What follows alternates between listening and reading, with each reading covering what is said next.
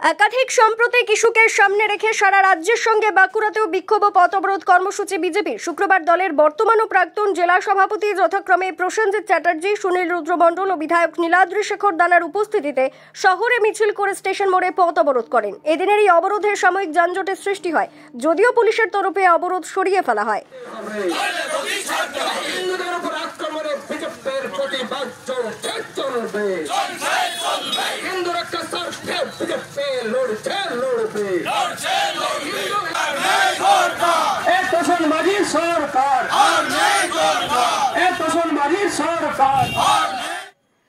বিজেপির বাঁকুড়া জেলা সভাপতি প্রসেনজিৎ চ্যাটার্জির দাবি, এরাজ্যের সরকার একটি বিশেষ গোষ্ঠীকে তোষামোদ করছে। রামনবমীতে সমস্ত হিন্দুদের অংশ নেওয়ার আবেদনও জানান তিনি। সেই সঙ্গে সমস্ত হিন্দুদের একত্রিত করে ২৬-এর নির্বাচনে রাজ্যে তারাই ক্ষমতায় আসছেন বলেও তিনি ভবিষ্যৎবাণী করেন।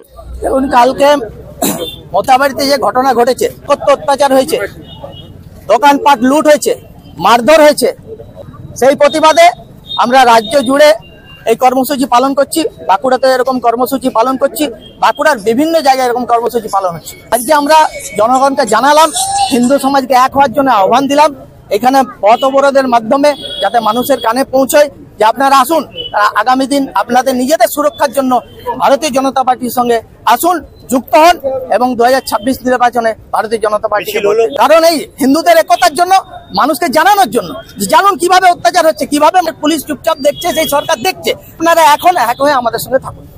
আগেও এরকম ঘটনা ঘটেছে, আগামী সামনে রামনবমী আছে, সমগ্র হিন্দু সমাজকে আহ্বান করবো রামনবমীর সঙ্গে যুক্ত হন।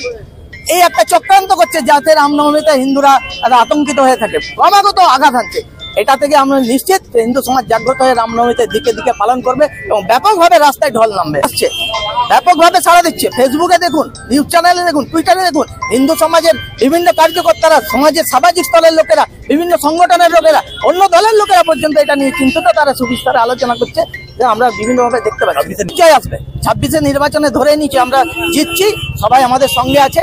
সেইভাবেই আমাদের সমস্ত কার্যকর্তারা এগোচ্ছে, আর মানুষজন সাড়া দিচ্ছে, আমাদের সঙ্গে যুক্ত হচ্ছে এবং আগামী দিনে ওরা পায়ে পা মিলিয়ে। ব্যুরো রিপোর্ট, দক্ষিণ বাঁকুড়া দর্পণ, বাঁকুড়া।